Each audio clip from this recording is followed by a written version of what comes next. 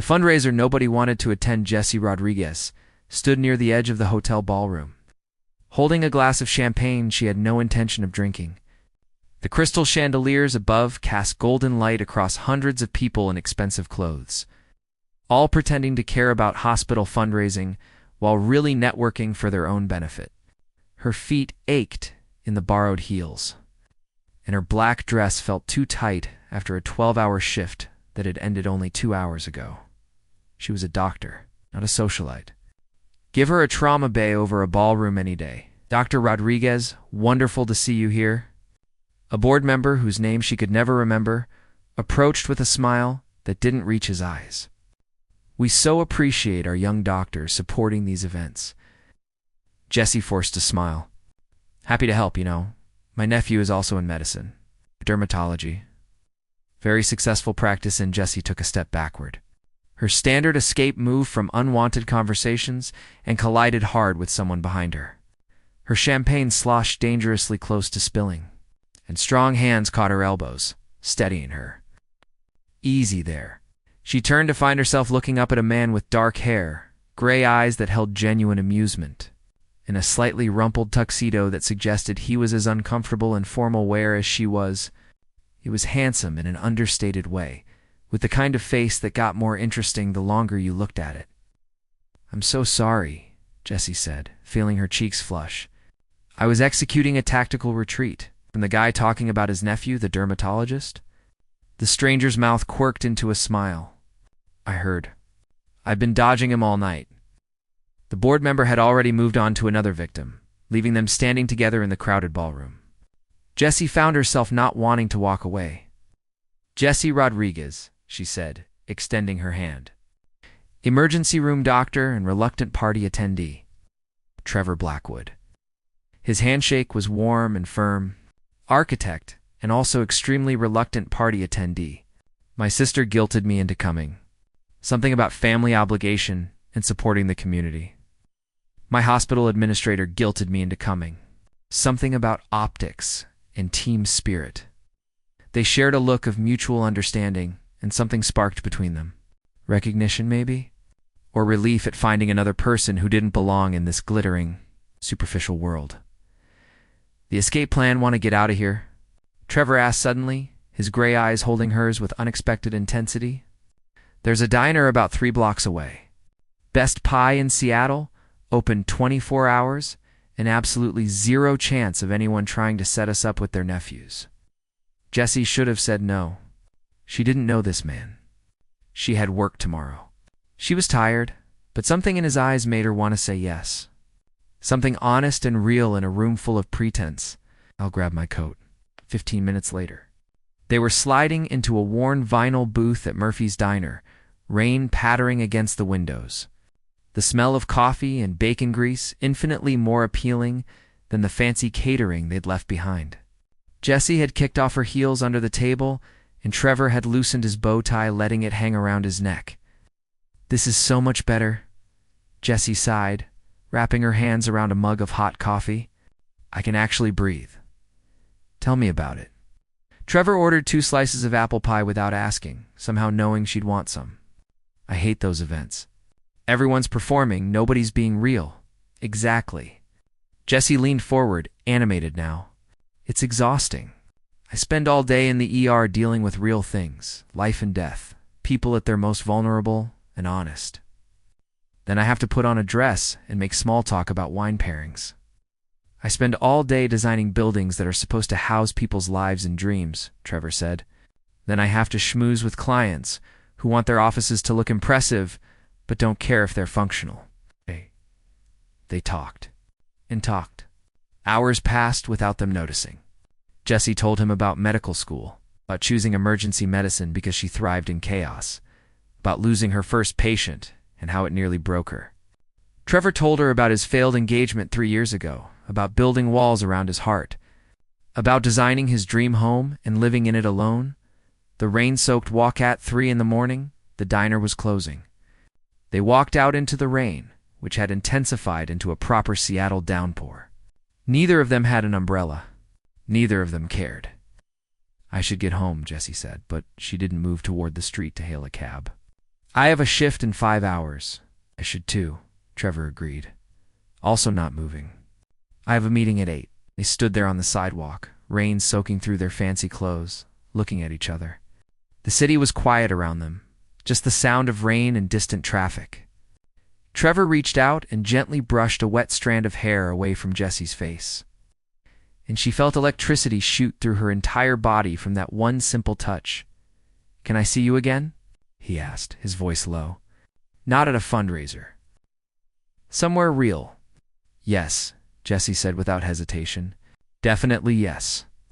He kissed her then, soft and tentative at first, then deeper when she responded by pressing closer. It was a perfect kiss in the rain, the kind you see in movies but never think happens in real life. When they finally pulled apart, both were smiling. "Tomorrow?" Trevor asked. "Dinner. Somewhere with terrible lighting and great food?" "Perfect," Jessie laughed. "Give me your phone." They exchanged numbers, fingers fumbling with wet screens. Then Trevor flagged down a cab for her, making sure she got in safely before walking away into the rain, toward his own car. Jessie rode home in the back of the cab, still tasting rain and coffee and the promise of something new on her lips. She should have been thinking about sleep, about her upcoming shift, about being practical instead. She was thinking about gray eyes and honest conversation and the way her heart had recognized something in Trevor Blackwood that it had been searching for without knowing. 3 months of discovery, the Seattle rain had become their soundtrack. Every date seemed to involve getting caught in a downpour, laughing as they ran for cover, ending up somewhere warm and unexpected. Trevor took Jessie to hidden coffee shops where architects sketched ideas on napkins. Jessie dragged Trevor to late-night taco trucks after her shifts, where they ate standing up and talked about everything and nothing. 3 months passed like 3 days and 3 years all at once. Fast enough to make Jessie's head spin, slow enough that she learned Trevor's rhythms, the way he hummed while drawing, how he took his coffee black but always ordered her vanilla latte without asking. The fact that he called his mother every Sunday and actually listened. Trevor learned Jessie's patterns too. How she needed 30 minutes of silence after particularly bad shifts to decompress. That she stress-baked at 2 in the morning, filling her tiny kitchen with cookies she'd give away to nurses. How she pretended to be tough, but cried at animal shelter. Commercials. They fit together in ways that surprised them both. But lately, something had been off. Jessie felt at first as exhaustion that went beyond her brutal schedule. Then came the cramping, the occasional dizziness, the strange heaviness in her abdomen that made her cancel their Tuesday dinner date. "I'm fine," she told Trevor over the phone, hating the worry in his voice. "Just tired. This flu that's going around. You've been tired for 2 weeks," Trevor said gently. "Maybe you should get checked out." "I'm a doctor. I'd know if something was wrong," but she didn't know. Or maybe she knew and was afraid to confirm it. The mountain cabin, Trevor, surprised her on Friday. "We're leaving Seattle for the weekend. No arguments. You need rest. I need you. And I found a cabin in the mountains that has no cell service and a fireplace big enough to roast a whole person." "Romantic?" Jessie laughed. But she let him pack her bag, let him drive them out of the city, into the evergreen forests that blanketed the Cascade Mountains. The cabin was perfect. Small and wooden, with huge windows overlooking a lake, a stone fireplace that Trevor got roaring within minutes, and a silence so complete that Jessie felt her shoulders drop for the first time in weeks.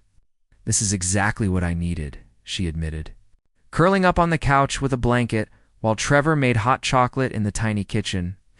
"I know," he said simply, bringing her a mug and sitting beside her. "You take care of everyone else. Someone needs to take care of you." That night, they sat by the fire talking about futures. Trevor showed her sketches for a house he was designing, pointing out features he'd included because he'd been thinking about what she'd like. A reading nook with perfect light. A kitchen big enough for her stress-baking marathons. A home office where she could study without distraction. "You designed this thinking about me?" Jessie asked, something warm and terrifying blooming in her chest. "I design everything thinking about you now," Trevor admitted, his gray eyes reflecting firelight. "You're in every blueprint, every plan. I can't imagine building anything that doesn't include space for you. Jessie kissed him then, deep and urgent, trying to pour into that kiss everything she felt but was still too scared to say out loud. Trevor responded with matching intensity, his hands gentle but sure as they moved over her. They made love that night in front of the dying fire, on blankets spread across the floor, with mountain silence wrapping around them like a cocoon. It was beautiful and raw and real. Trevor touched her like she was precious, like every inch of her mattered, and Jessie gave herself completely, holding nothing back. Afterward, they lay tangled together, her head on his chest, his fingers tracing lazy patterns on her shoulder. I love you, Trevor said into the darkness. I know it's only been 3 months, and maybe that's too fast, but I love you. I think I loved you from the moment you backed into me at that horrible fundraiser. Jessie felt tears prick her eyes. I love you too. So much it scares me. Don't be scared, he whispered, kissing her forehead. We're good at this. We're good together. They fell asleep like that, intertwined and complete. The morning that changed everything, Jessie woke. 2 early morning light streaming through the windows and an uncomfortable wetness beneath her. Still half asleep, she shifted, trying to understand what was wrong. Then she looked down. Blood. Not a lot, but enough. Dark red stains on the white sheets, on her thighs, unmistakable and terrifying. Trevor. Her voice came out strangled. Trevor, wake up. He woke instantly, trained by months of her on-call emergencies. But when he saw her face, then followed her gaze to the sheets, all the color drained from his features. Hush. Jessie? What? I don't know. She was already moving. Doctor mode kicking in even as panic clawed at her throat. I need to check. I need to. She stumbled to the bathroom, Trevor right behind her. Her hands shook as she assessed herself, her medical training warring with personal terror. This wasn't normal. This wasn't nothing. How bad is it? Trevor asked from outside the door, his voice tight with controlled fear. I don't know yet, but we need to go. We need to get to a hospital. Okay. He was already moving, grabbing clothes, finding keys. Okay, there's a hospital about 40 minutes away. Can you make it 40 minutes? Yes, but Jessie wasn't sure. She wasn't sure of anything anymore. The drive to Truth. Trevor drove fast but carefully. One hand on the wheel, the other gripping Jessie's with almost painful intensity. She had a towel beneath her, trying to monitor the bleeding, trying to stay clinical and detached. It wasn't working. Fear kept pushing through her professional composure. Talk to me, Trevor said, his voice rough. Tell me what you're thinking. I've been tired, Jessie said, the words tumbling out now. More than usual, and I've had cramping. Some dizziness. I thought it was just stress, just the schedule. But now we're going to find out, Trevor interrupted firmly. And whatever it is, we're going to deal with it. Together, understand? You don't have to stop. He glanced at her, his gray eyes fierce. Don't you dare give me an out. Don't you dare try to protect me by pushing me away. I love you. That means I'm here for the scary stuff too. Jessie nodded, unable to speak past the lump in her throat. The hospital was small, but modern. They rushed through the emergency entrance, and suddenly, Jessie was the patient instead of the doctor. She hated it. Hated the vulnerability, the lack of control, the way Trevor had to answer questions because she was too shaken to form coherent sentences. Tests. So many tests. Blood draws and ultrasounds and invasive examinations that Trevor sat through. Holding her hand, refusing to leave even when the nurses offered him the chance. The diagnosis star, Patricia Hammond, was in her 50s. The kind eyes and the calm demeanor of someone who'd delivered difficult news many times before. She pulled up a chair beside Jessie's bed in the examination room, including Trevor in her line of sight. The bleeding has stopped, which is good, Dr. Hammond began. But the ultrasound and blood work show something we need to discuss. You have a complex ovarian cyst that's ruptured. Combined with your symptoms and test results, I believe you have polycystic ovary syndrome, or PCOS. It's likely been developing for years, but recently worsened. Jessie closed her eyes. She knew what this meant. She'd studied it, treated patients with it, but knowing academically and experiencing it personally were completely different things. The ruptured cyst caused the bleeding, Dr. Hammond continued. We'll need to monitor you closely, probably start hormone therapy. The good news is it's manageable. The challenging news is it can affect fertility. Not impossible, but more difficult. How difficult? Trevor asked, his voice steady, even though his hand tightened around Jesse's. Dr. Hammond looked at Jesse with sympathy.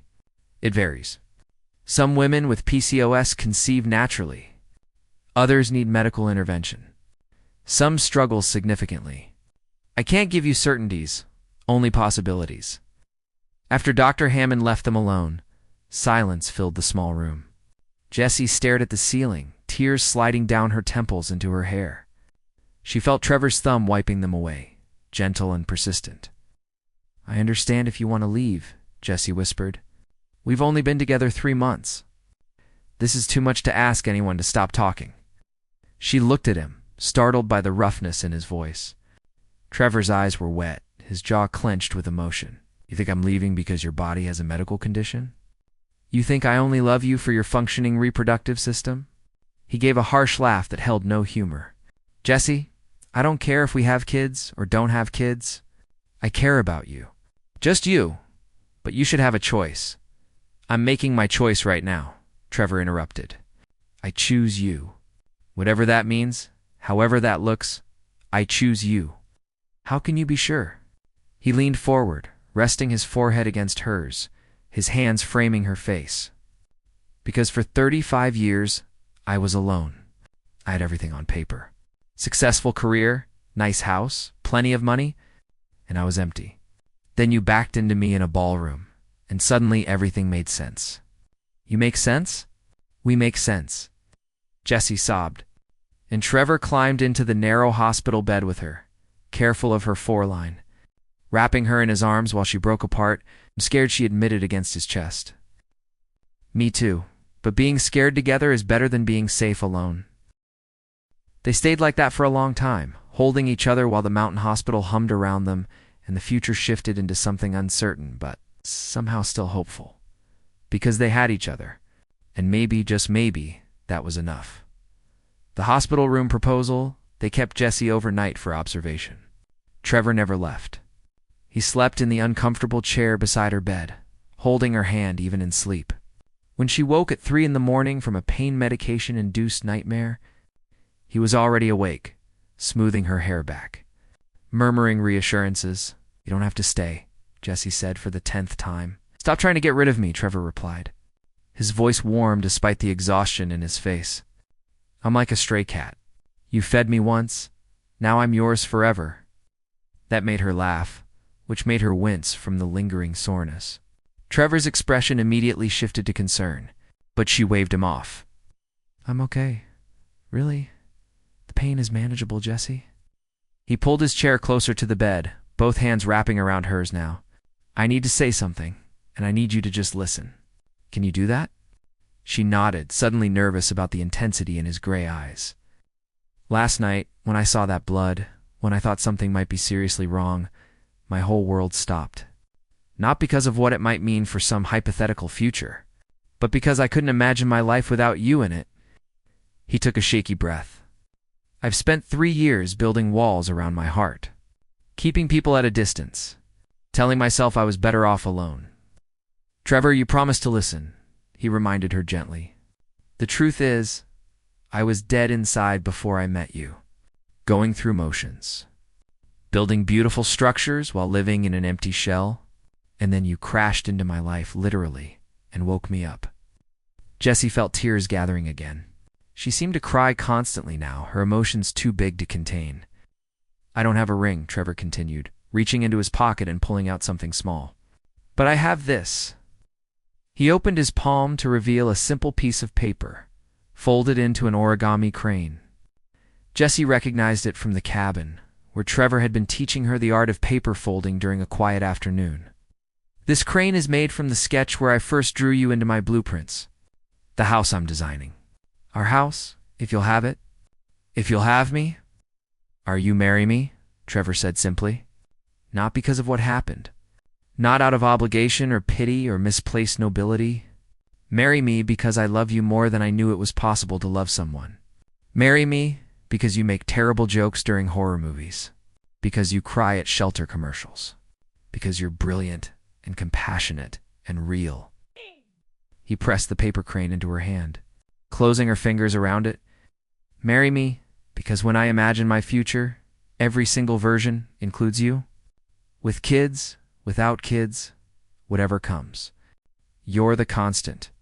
You're the home I've been trying to build my entire life without knowing it. Jessie looked at the delicate crane, then at Trevor's face. She saw hope and fear and love there, all mixed together.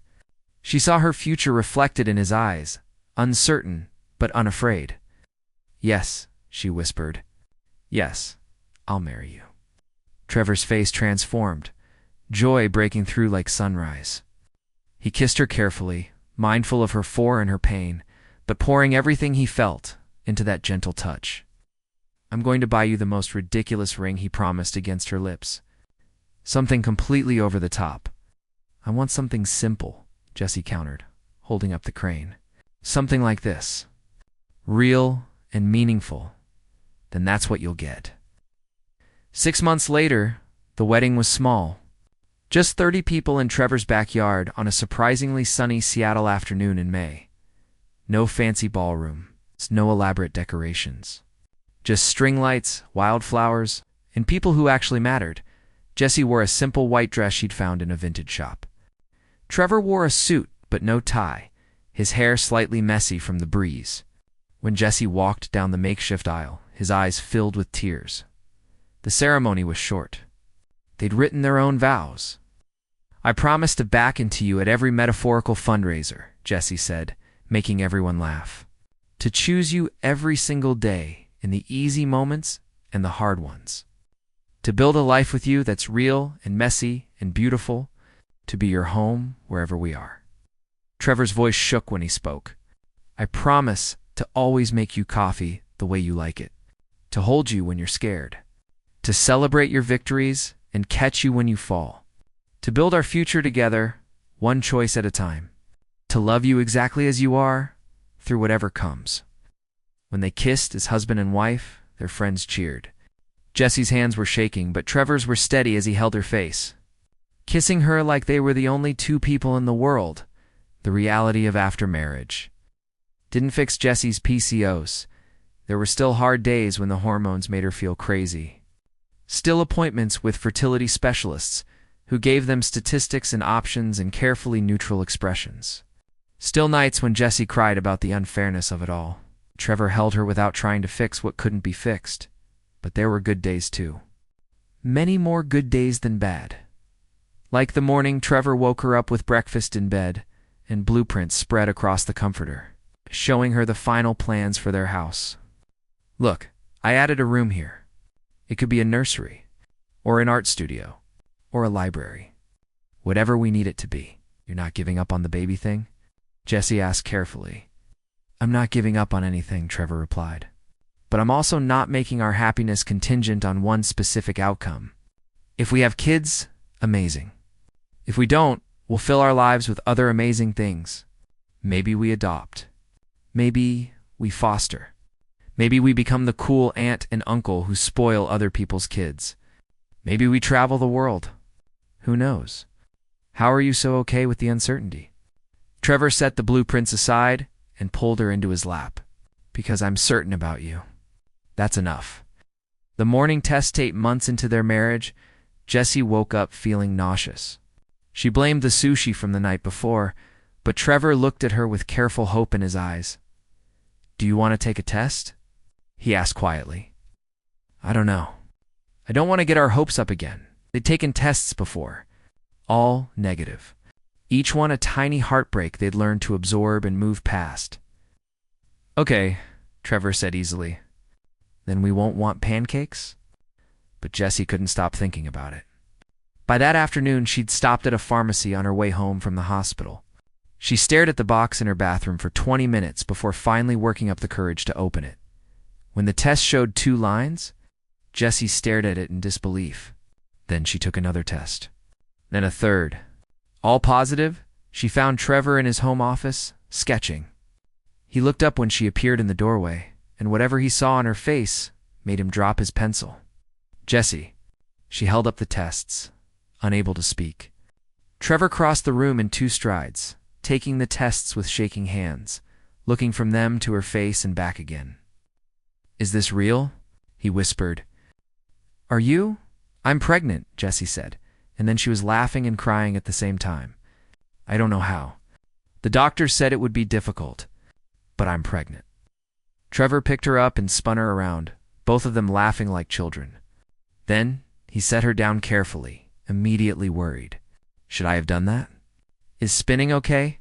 "What about Trevor?" Jessie interrupted, cupping his face in her hands. "We're having a baby. We're having a baby," he repeated, wonder filling his voice. 2 years later, the nursery Trevor had designed was painted pale yellow with white clouds on the ceiling that glowed softly at night. Their daughter, Ruby, slept in a handcrafted crib Trevor had built himself, her small chest rising and falling with peaceful breaths. Jessie stood in the doorway watching her sleep, Trevor's arms wrapped around her from behind. "I still can't believe she's real," Jessie whispered. "She's real," Trevor confirmed, kissing her temple. "A complete miracle, but real." Ruby hadn't been easy. The pregnancy was complicated by Jessie's PCOS. There were scary moments and several hospital stays. But she arrived healthy and perfect, with her father's gray eyes and her mother's determination. "Thank you," Jessie said, turning in Trevor's arms to face him. "For what? For choosing me when it was hard? For staying when you could have left? For building this life with me? Jessie, loving you has never been hard. It's been the easiest thing I've ever done." They stood there swaying slightly, watching their daughter sleep, listening to the Seattle rain on the windows. Their house, the one Trevor had designed with Jessie in every detail, wrapped around them like a warm embrace. "Hey, do you remember the first night we met?" Jessie asked. "At that horrible fundraiser?" "Best night of my life," Trevor replied immediately. "Well, tied with our wedding day, and the day Ruby was born, and about 1,000 other days with you." "I backed into you. You rescued me," Trevor corrected. "I was drowning in loneliness and pretending I was fine. Then you crashed into my life and woke me up."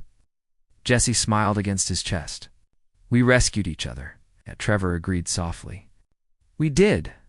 They walked quietly to their own bedroom, leaving Ruby's door cracked so they could hear her if she woke. In their room, they climbed into bed together, automatically finding their familiar positions. Jessie's head on Trevor's chest, his arm around her shoulders, their legs tangled together.